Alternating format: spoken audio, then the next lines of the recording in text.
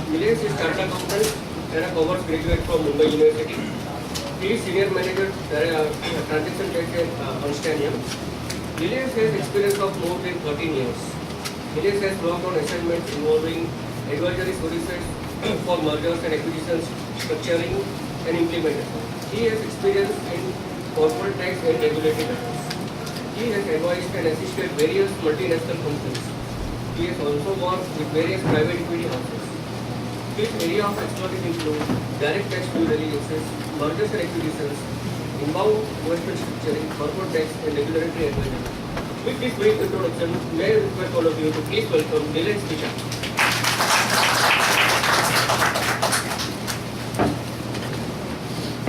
Before Nilesh takes up the topic, I would request core group member CA Himanshu Chheda to offer a memento to him as a mark of our token of honor.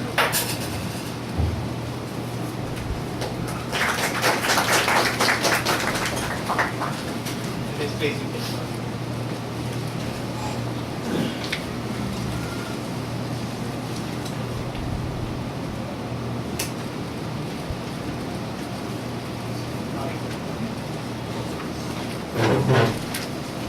I think Bhavik has already covered a lot of things on what are the due diligences, what are the types of due diligence, how to proceed with due diligence. It has made my speech easier because now we are all familiar with how do we do a due diligence. And as a tax professionals, obviously you are already aware of what are the tax issues. So it's just marrying the tax knowledge with a diligence procedure. That is what we are supposed to do when we are doing the tax diligence. So maybe there will be some repetitions. There could be some repetitions because the due diligence is like types of due diligence which I also would like to cover and throw some light from a tax perspective. How those due diligence would be different from a tax perspective.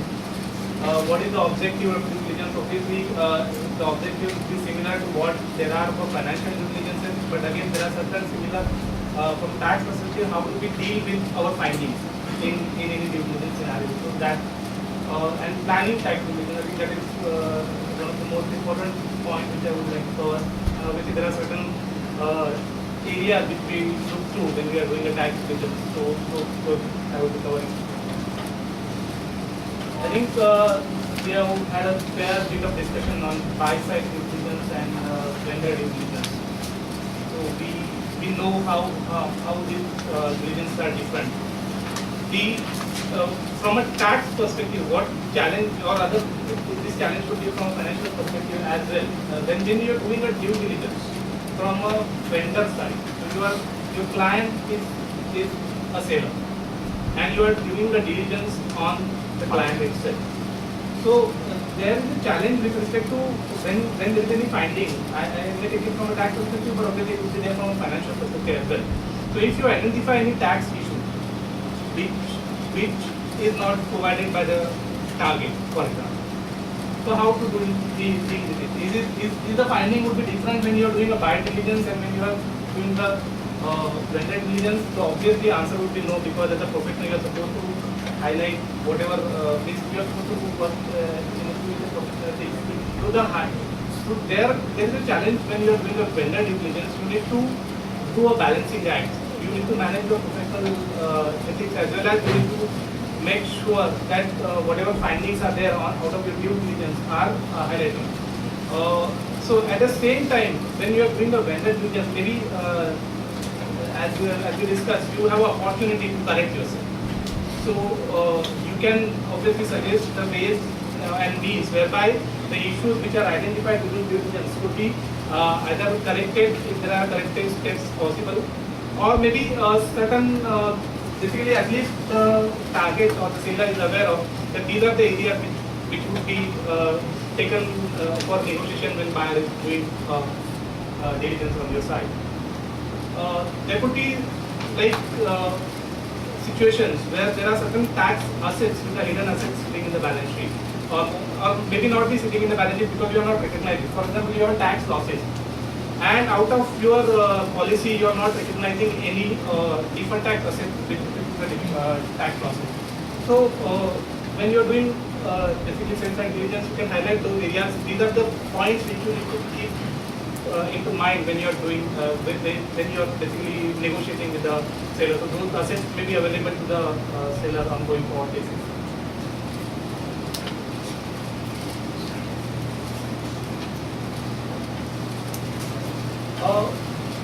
Unlike this financial due diligence, tax due diligence, or rather, for that matter, tax as such in overall business scenario is not something which is important, because a business first comes first, and the tax diligence or tax is basically what you can say cost side of it. It's not on revenue side of it. But yeah, it is one of the important aspects which needs to be covered while you are doing the diligence. So, what are various objectives of doing a tax diligence? So, when you are doing a tax diligence, like if you are doing any provision for tax, so you would basically look at the financial statement, you would look at the computation of provision for tax, and you will try to find out whether the provision for tax made in is appropriate or not. So it's kind of basically post facto verification of your provision for tax in the books of account for maybe the period under review. And based on the findings in the period under review, which could be a couple of years and open years, you may also want to go back to the years, because in income tax at least we can open for 7 years. You may want to go back and check whether there are any provisions which need to be made in the for the period which can be reviewed. There could be material tax exposures or material tax litigations which are open or which are pending. So those litigation based on the review of maybe assessment orders, appeal orders, you will highlight, you will understand what are the tax litigations that are outstanding for a particular company.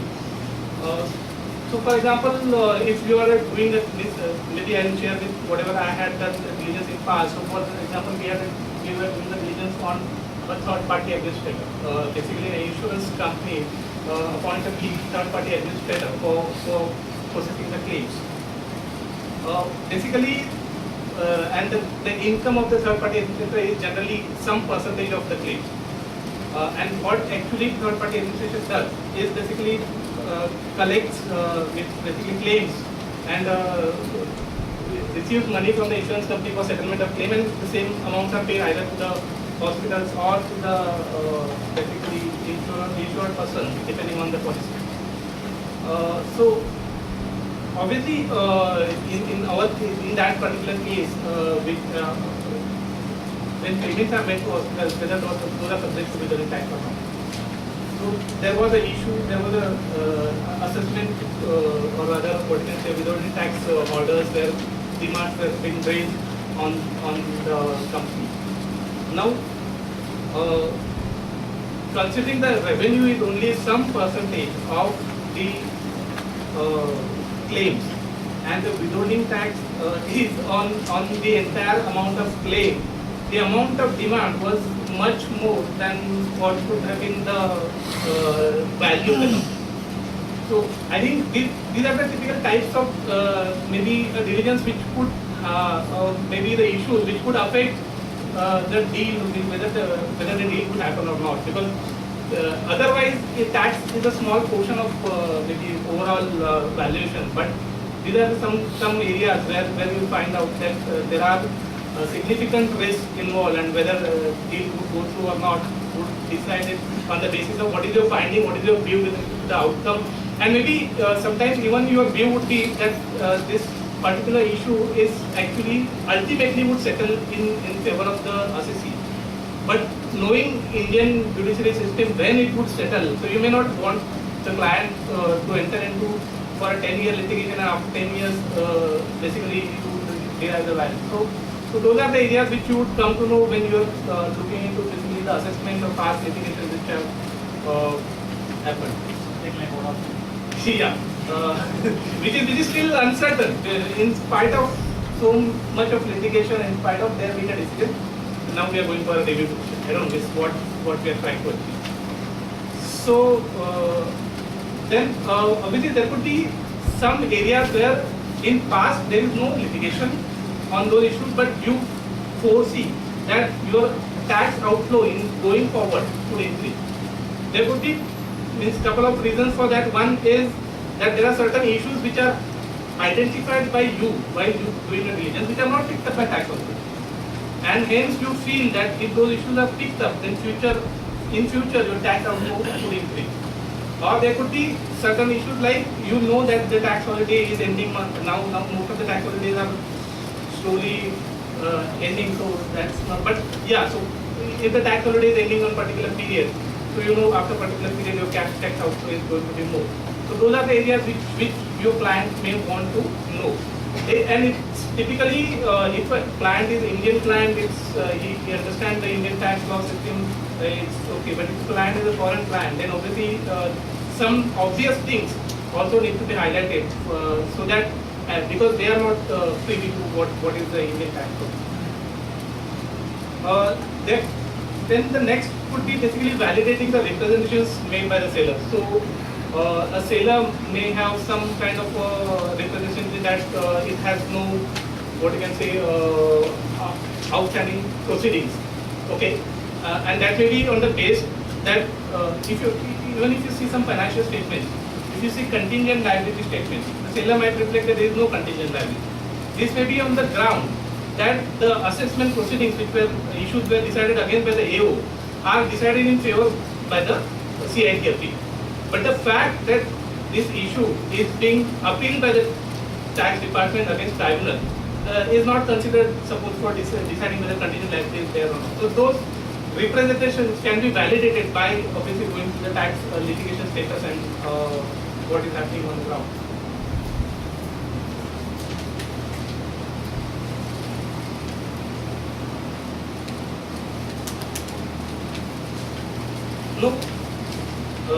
Basically validating the assumptions made by the buyer. So as Bhavik mentioned that when a buyer intends to acquire a particular target, it may be working on the basis of basically certain future cash flow.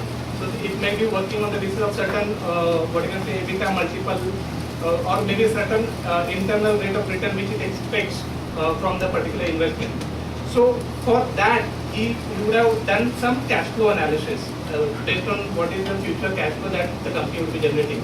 And for knowing what is a cash flow analysis, there might be a situation where it would be done obviously based on the net of tax cash flow. So there we have to basically give our input that going forward whether this would impact the cash flows or not. There could be a situation that deal is based on say net asset of the company. Now, if deal is based on net asset of the company on balance sheet side of the company, there are advanced tax and basically taxes paid. Whether those advanced tax and taxes paid are adequately provided for on the provision for tax, and if there is no provision, then what is the nature of that advanced tax or taxes paid? It could be either you have claimed certain refunds, it could be either you have paid certain taxes in the dispute. So we need to evaluate that what is the recoverability, what is the chances of recoverability of those assets in case of a deal where the valuation is based on net assets.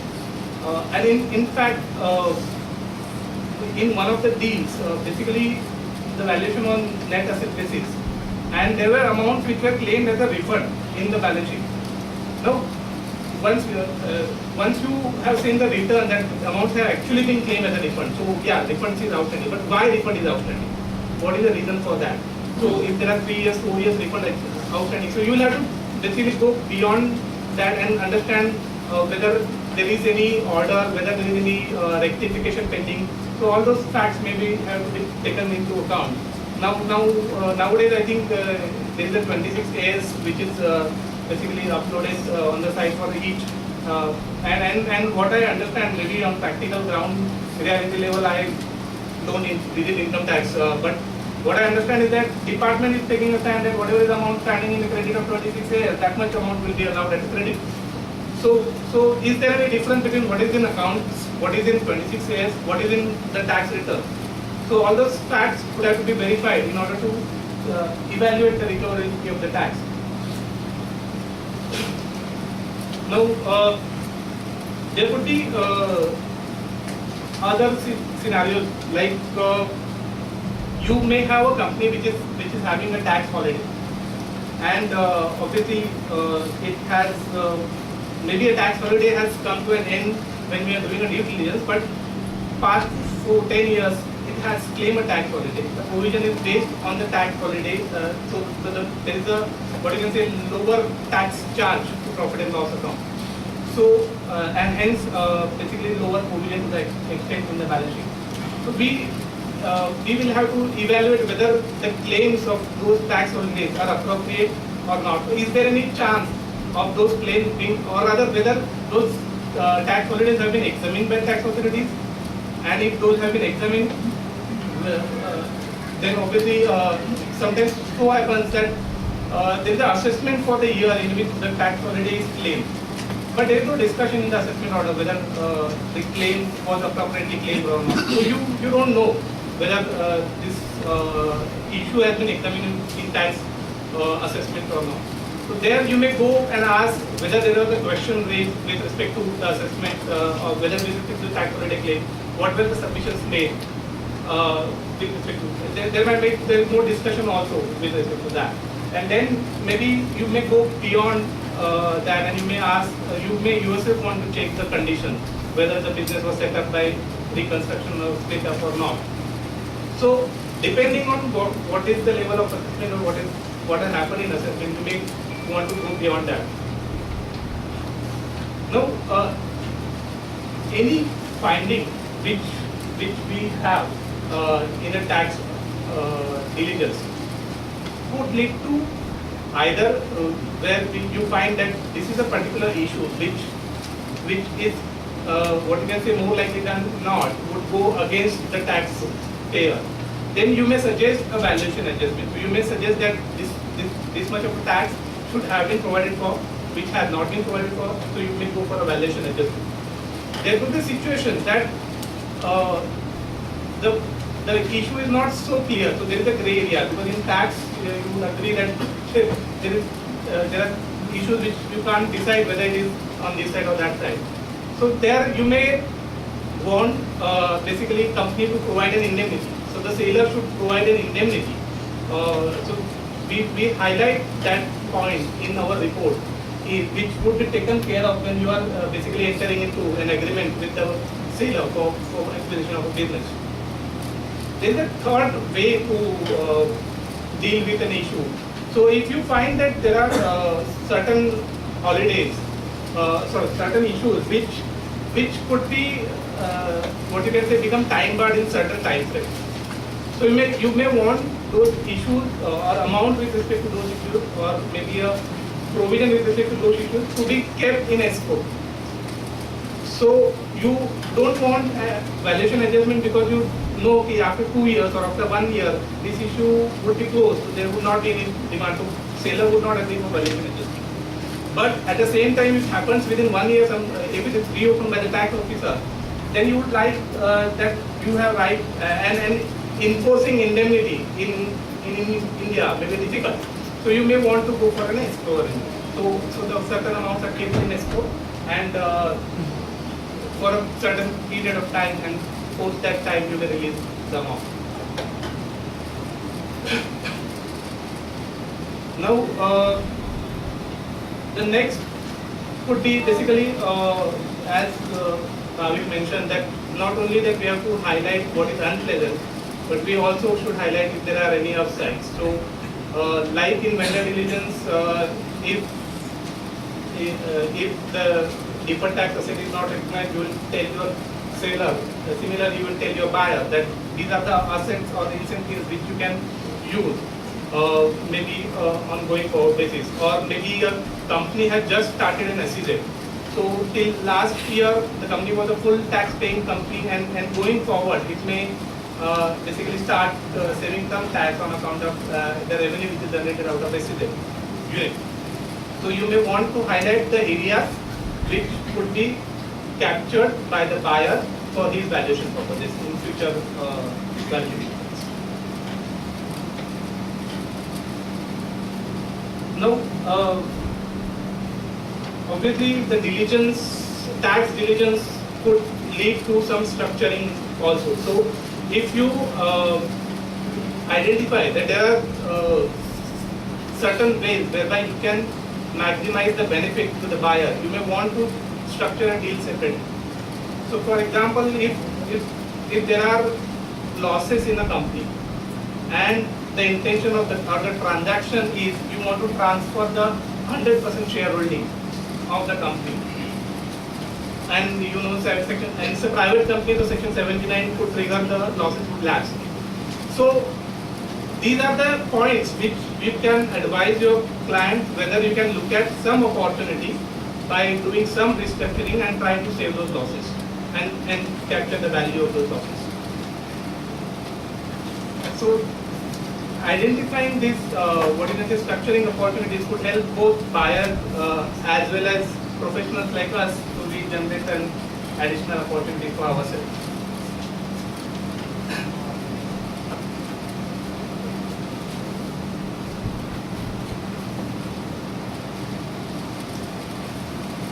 I think with respect to planning a due diligence, the important aspect is knowing what is industry and what are the issues in particular industry. So, if you have already obviously worked on clients which are in specific industry on which you are going to do a due diligence, obviously you will have an knowledge of what are the tax issues that are faced by the industry. But otherwise, if you are doing a diligence for the first time for any particular industry, it is obviously advisable for us to go through what are the issues that the industry is facing in general, so that it makes our basically what you can say working easy. And we should wait then because as mentioned already that we have a limited time for a diligence. So in order to make it efficient, if we know what are the issues involved, we can raise right questions at right time and get the right data in order to highlight the tax issue.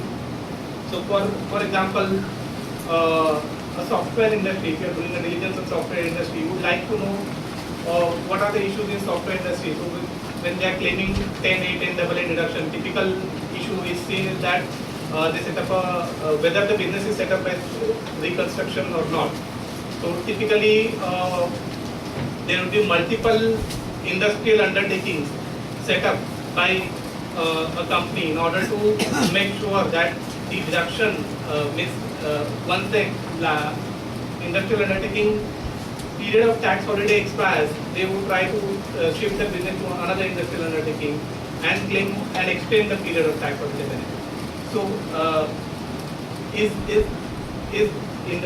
you are doing a diligence on software industry, you will like to understand whether they are what is the issue. There could be another issue like in software industry, which is currently also open, is with respect to withholding tax.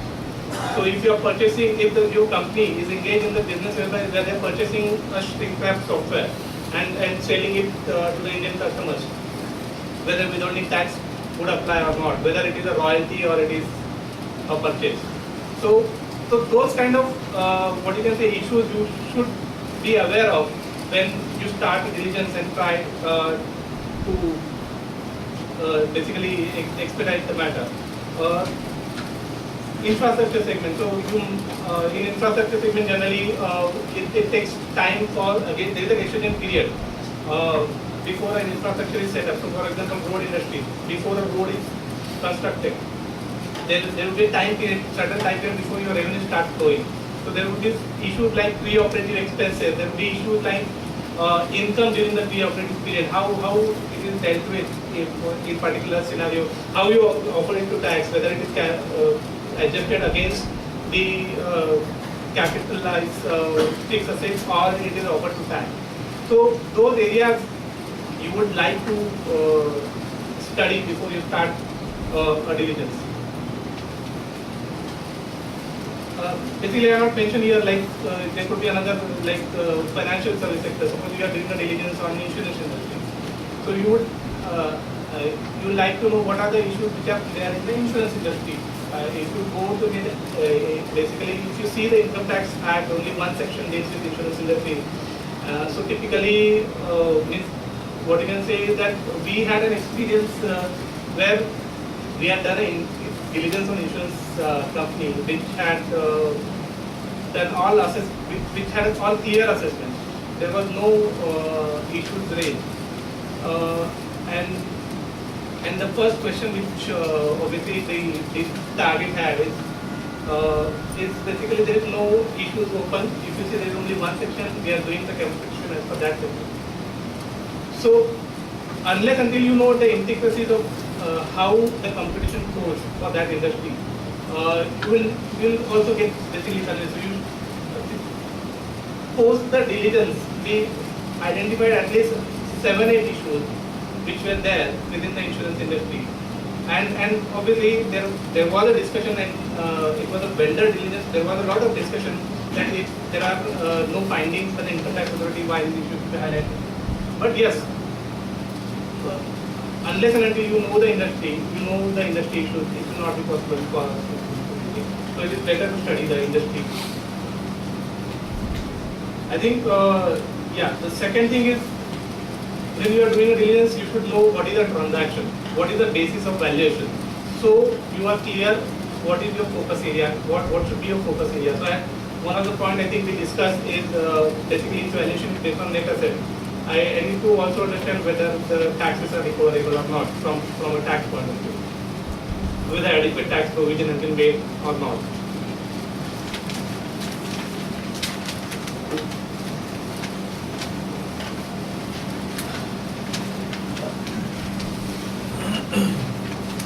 I think the second point is future cash tax outflow. So are there any issues which may result into a future cash tax outflow? So I'll give you an example where a particular company was in a situation where paying MAT, and because of the issues which we identified, it was not changing.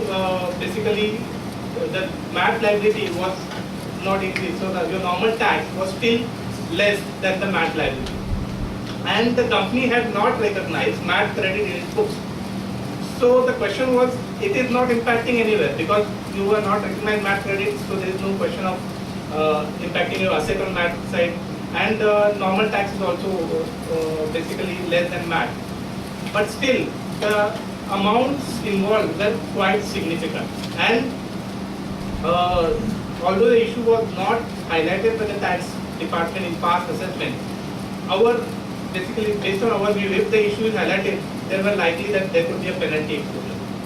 So we need to take into account not only tax, to see what would be the cash outflow based on if there are penalties. So we had to highlight those, that kind of issue.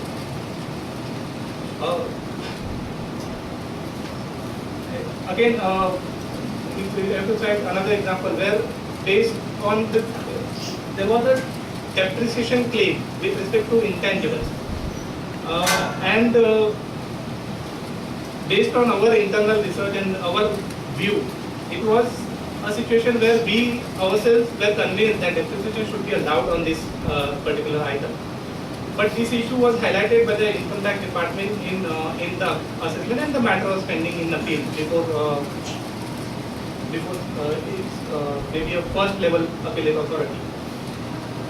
But since our view ourselves was that it should be allowed, again the amounts involved were significant. We had to highlight that issue because of the fact that there is a remote possibility that if it goes against, then basically we should have adequate protection. If we are not suggesting for even adjustment, but we should have adequate protection with respect to the particular issue.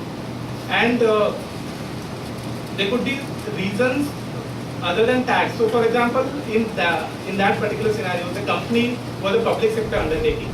And you would be aware of that for public sector undertaking, if you have to file an appeal beyond the CIT appeal level. So if you have to go to ITAT, there was a rule that you have to take approval of committee of dispute. So in that particular case, post the transaction, basically the matter went to tribunal and COD rejected the application. It was decided against the FSC and COD rejected the application, and obviously they had to provide for that tax.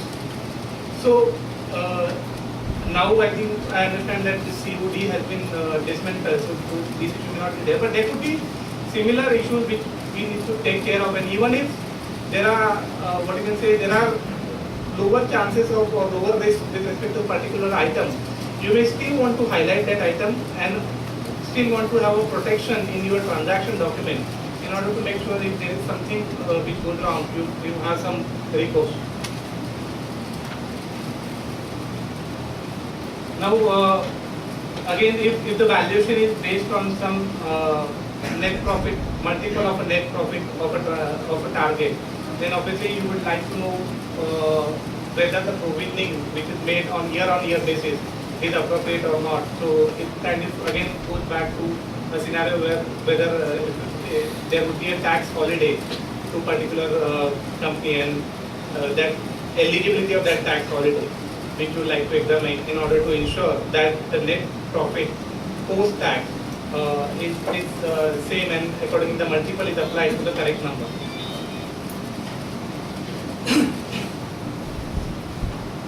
The next point is basically it could be a as you mentioned the deal can be either you are acquiring the shares or maybe you are acquiring assets of the company. Now generally if you are acquiring shares, you are inheriting the entire tax liability of the company because the company is owned by you. But if you are acquiring asset, then the liability would remain primarily with the seller. So is there any role which needs to be played by a tax diligence in case of an asset deal? So in case of asset deal also the tax diligence becomes important because of the two provisions of the Act. One is basically 281, which seeks to transfer all your outstanding liabilities as on the date of transaction to the buyer if the seller is unable to pay and unless you obviously obtain 281 certificate. So in order to understand what are the open assessment, what are the outstanding liabilities, you may still have to do a diligence in a certain scenario. The second reason for doing the diligence in the asset deal is basically section 170, which talks about the succession risk. Which says that the liability of the liability to be succeeded by the successor for the year of transfer and a year prior to that if there is a succession of business.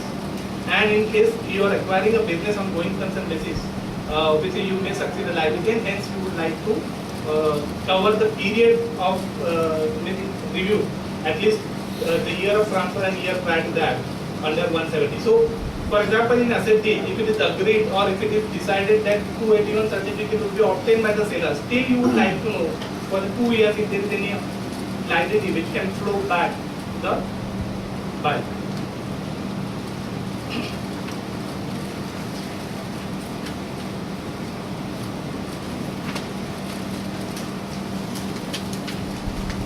I think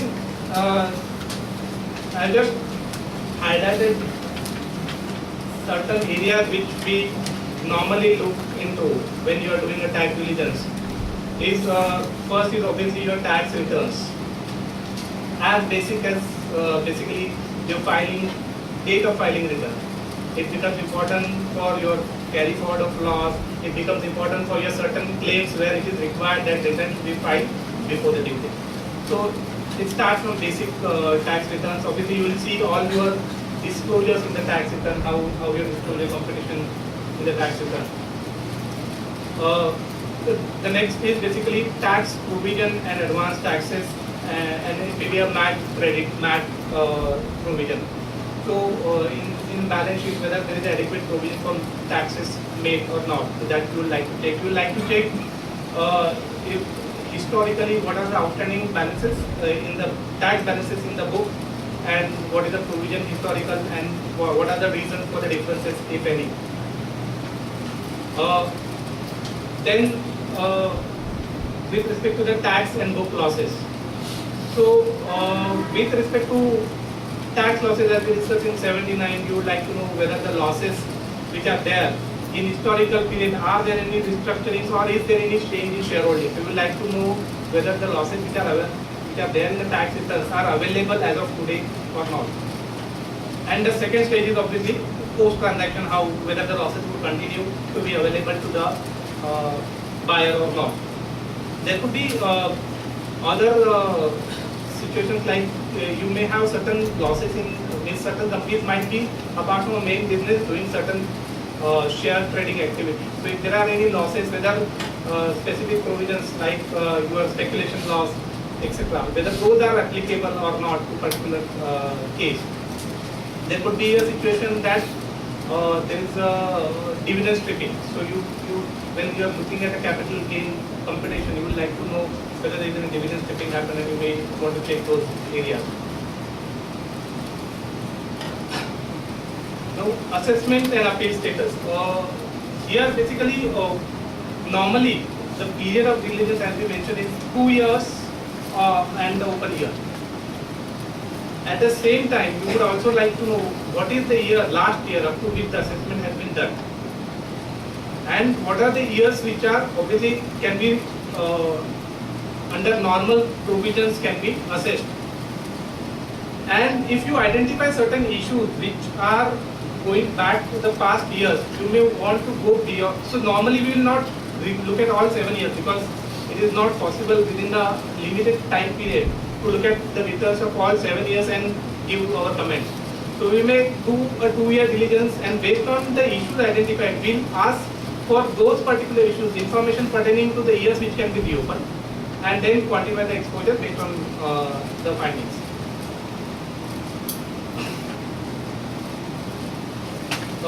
Now, tax holiday incentives. So basically here you would like to know eligibility of the unit, whether it is eligible to claim 10A, 10B or whatever tax holidays they are claiming.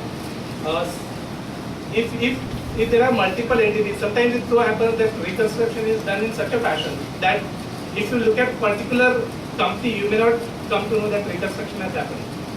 But if you are doing a diligence on a group of companies, so maybe in particular case we identified that the business there are a couple of companies and the business was done in particular company, started in particular company. Over a period of time they set up another company, the business was, that also started in the tax holiday unit, and the business was slowly shifted from that company to the new company. So although this issue may not come to the light of tax authorities at all because they are looking at a particular entity, but if we are looking at the group as a whole, maybe we'll have to highlight those kind of issues as well. So here again means when you are looking at the eligibility, you will have to go beyond because as you be aware, there is no definition of reconstruction or split up.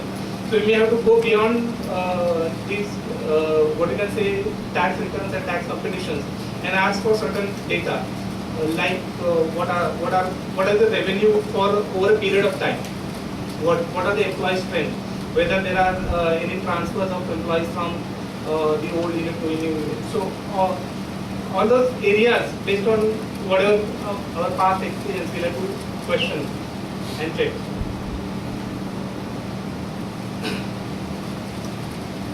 There could be other issues like you have a tax holiday and a non-tax holiday sitting in the same company or maybe in the different company. So is there any issue with respect to allocation of a common expenses?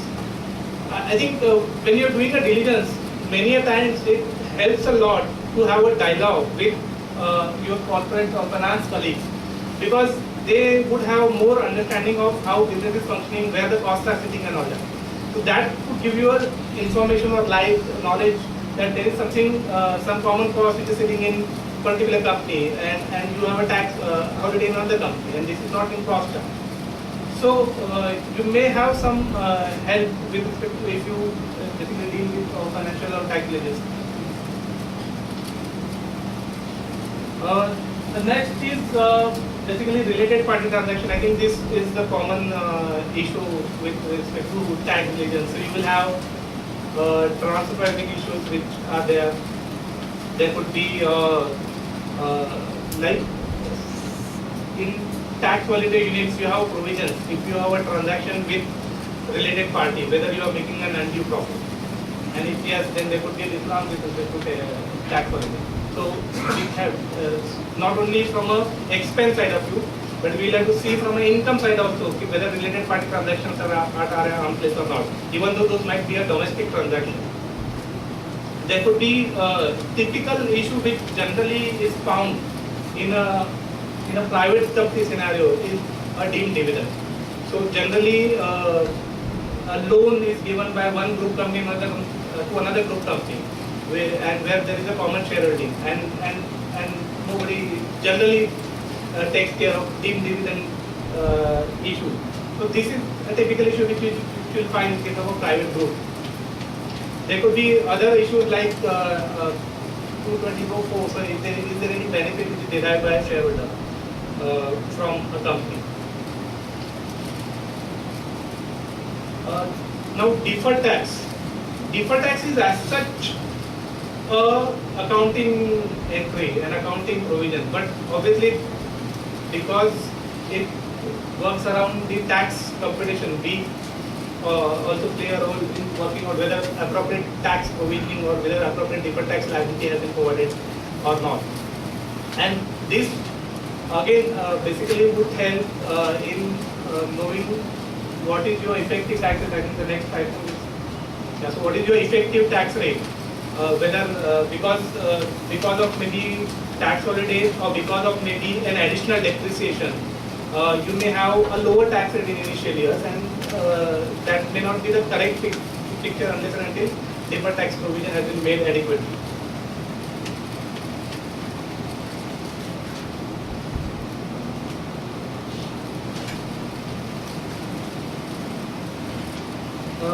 Now withholding tax requirements. So I think I mentioned about situation like payments in case of a software industry, payments in case of a third party administrator. So typically in a diligence what we do is that we rely on the tax audit report, because in tax audit report also there is a requirement to report if there are any short deductions or if there are any deductions which are not made. So there is a reporting of that. So typically we will rely on those. But if you know for a particular industry there is a issue with respect to withholding tax, you may go into the detail of the withholding tax. So it depends on the scope. Obviously, while scoping the tax diligence, we make it clear how we are playing with the withholding tax rate. Because if we have to do a withholding tax diligence, it itself would be an exercise in itself because of the number of transactions which are there. So it may not be possible for us to cover the withholding tax fully in a tax diligence, unless obviously, as I mentioned, if there are certain issues with respect to that industry.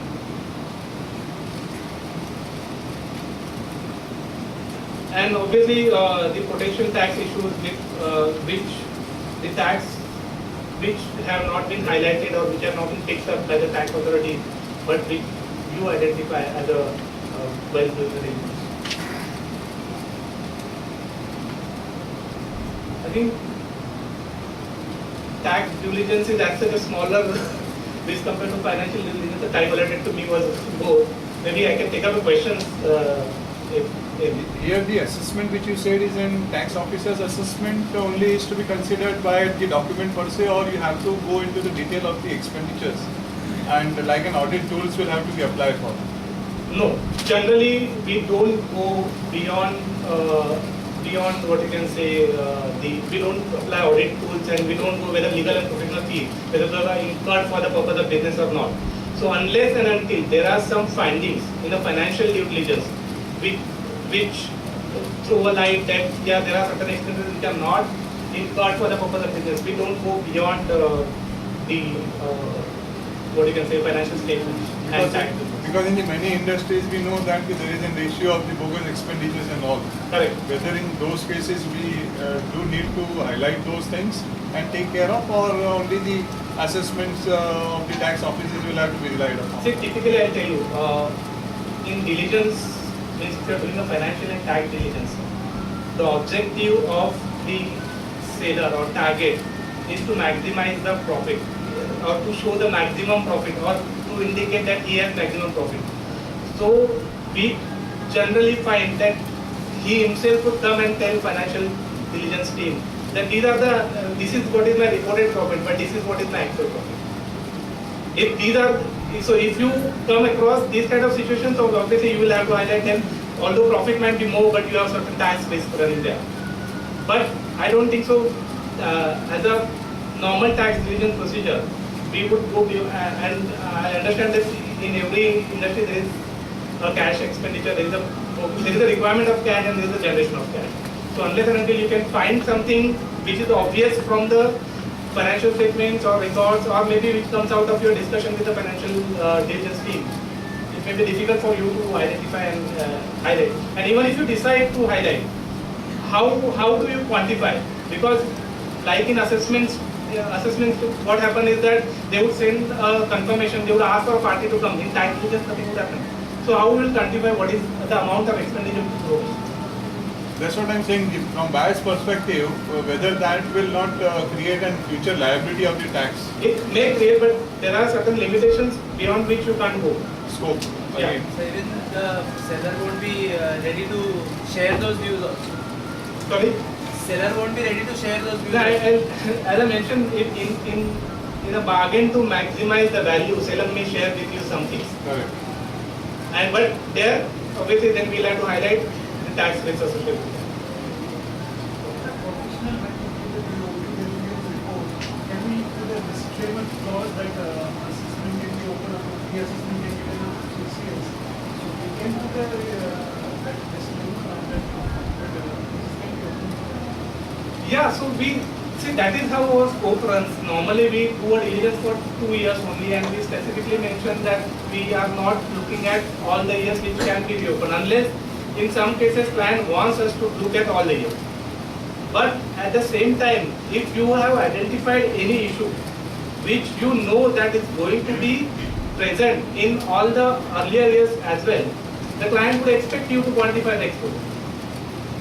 As a general remark, can we put that? Yeah, so we do mention in scope limitation that we have not reviewed the earlier year returns and possibility of reopening of those returns. So that limitation we'll have to mention, but yeah, depending on client expectation. So what is the extent of responsibility in tax if the decision is taken based on the tax diligence? Because there is little scope of prediction as in financial. Here it is. So similarly, so if you see typical diligence report would mention that first of all our views are not binding on tax authority. Okay, there could be an amendment which could be retrospective. There could be a decision which our view could be overruled by a decision, with subsequent decision. So your view would be based on the law prevailing as on that date, and it could be overruled. So that I think in any tax advice that is common for us to mention that our views are based on the law present as on that date, and that applies to even tax reviews. And to what extent we can rely on the tax audit report? So depending on time. So if you have a limited time, obviously you will have to rely on tax audit report. But while relying on tax audit report, as I think Bhavik has also mentioned, you rely on what is provided by the management as correct, unless and until you smell something wrong. So in view of the uncertainty involved, the longer period the judiciary takes, how in actual practice the things are settled on the tax issues? Is it by way of indemnity, reimbursement in future, or reduction in the actual price, or how it is in practice? So I'll give you scenarios on the same issue, maybe to be specific on Mauritius issue. Okay, I have seen a transaction where the buyer has withheld the tax and deposited with the tax authorities and asked the seller to claim a refund. So he has taken an extremely conservative view. Okay, and I have seen an extreme where the seller has not given even indemnity or representation that it would indemnify, and still buyer has gone ahead and bought the shares. So it really depends on who is desperate, whose need it is, and how you negotiate. But if generally we have to go, if the issue is not that what you can say clear, a grey area, it is generally settled with the indemnity.